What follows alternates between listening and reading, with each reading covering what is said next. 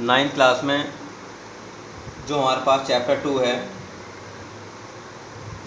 तो उसमें हम जो एनसीईआरटी क्वेश्चंस थे वो पढ़ चुके थे, और ऐसे ही हम जो बुक है इसमें कुछ एनसीईआरटी के अदर क्वेश्चन भी दे रखे हैं, ठीक है। तो उनके बारे में देख रहे हैं आज हम, ठीक है। पेज नंबर 74 पर प्राची पब्लिकेशन की बुक में जैसे फर्स्ट क्वेश्चन लिखा हुआ है, which of the following has more inertia, ठीक है। आपको बताना है कि इनर्शिया किसका ज़्यादा होगा। A rubber ball and a stone of same size, तो एक हमारे पास रबर है और एक हमारे पास स्टोन है, तो आपको बताना है कि किसका इनर्शिया ज़्यादा होगा, ठीक है। तो मैंने आपको बताया था कि जो इनर्शिया की प्रॉपर्टी होती है वो डिपेंड करती है मास कितना है बॉडी का। जिसका मास ज़्यादा होगा उसमें इनर्शिया की प्रॉपर्टी ज़्यादा होगी।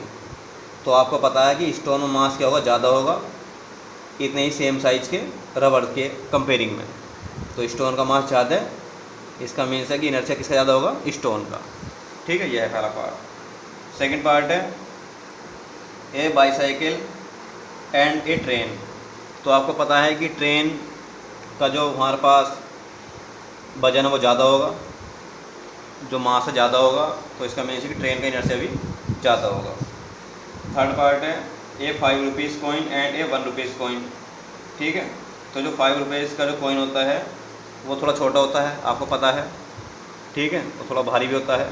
तो 5 रुपीज़ कॉइन का क्या होगा, हमारे पास इनर्शिया ज़्यादा होगा, ये आपको याद रखना है, ठीक है। जिसका मास ज़्यादा है उसमें इनर्शिया की प्रॉपर्टी ज़्यादा है, ठीक है। ये आपको याद रखना है कंसेप्ट। सेकंड क्वेश्चन है, ये बताना है आपको कि कुछ एग्जाम्पल हैं।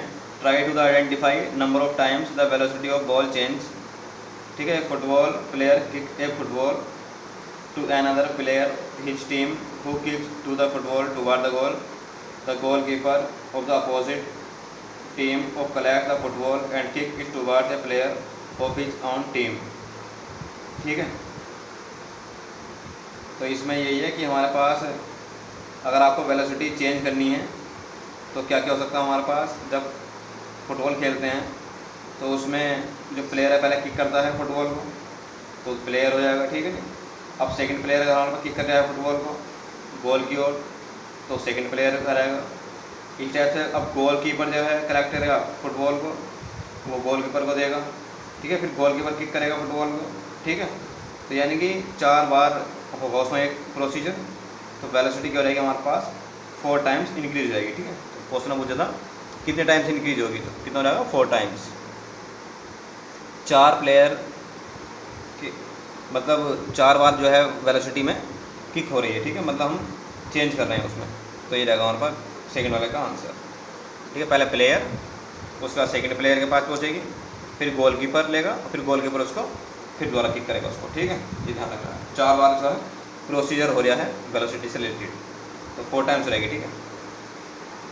थर्ड क्वेश्चन है इसका कि अगर हमारे पास कोई भी एक ट्री है और आप उसको थोड़ा डिटेक्ट कर रहे हैं या सडनली उसको हिला रहे हैं अगर आप, तो उससे जो है हमारे पास शेक कर रहे हैं ब्रांच को, तो उससे रिलेटेड जो हमारे पास लीव्स होती हैं, ठीक है, वो हमारे पास नीचे गिरने लगती हैं, या जो फल होते हैं वो नीचे गिरने लगते हैं किसी ट्री से। तो ऐसा क्यों होता है? तो इसका आंसर यही है कि जब भी आप उसके ऊपर फोर्स अप्लाई करेंगे तो मोशन में जाएगा वो वाला पार्ट जो ब्रांचेस हैं, ठीक है, फोर्स लगाने से।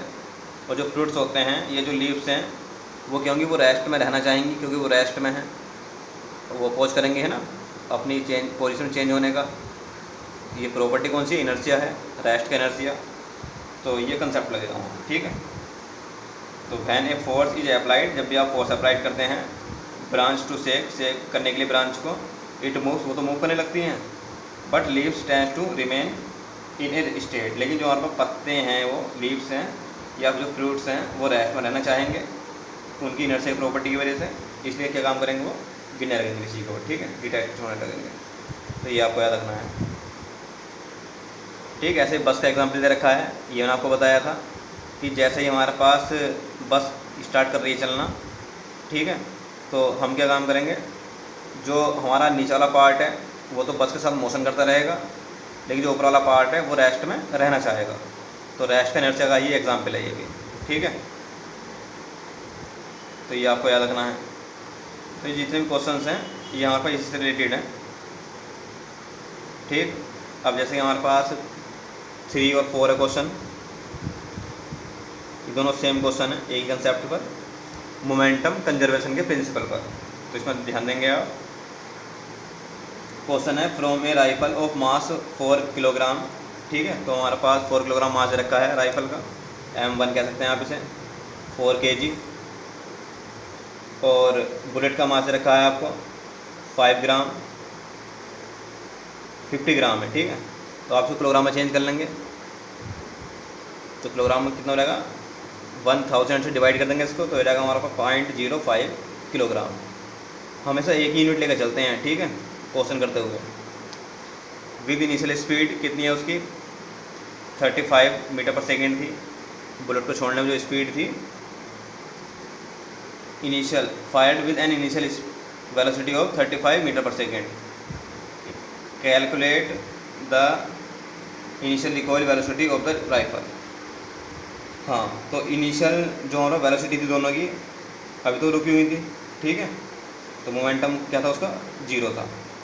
लेकिन जैसे ही आप उसमें फाइनल वेलोसिटी लाना चाह रहे हैं, ठीक है, और जो हमारे पास बुलेट है, बुलेट में स्पीड कितनी है, 35 से छोड़ी जा रही है वो, ठीक है। तो बुलेट की जो स्पीड है, तो आप कह सकते हैं V2 कह सकते हैं बुलेट के लिए, V2 वो आपको दे रखा 35 मीटर पर सेकेंड, ठीक है, ऐसा होगा।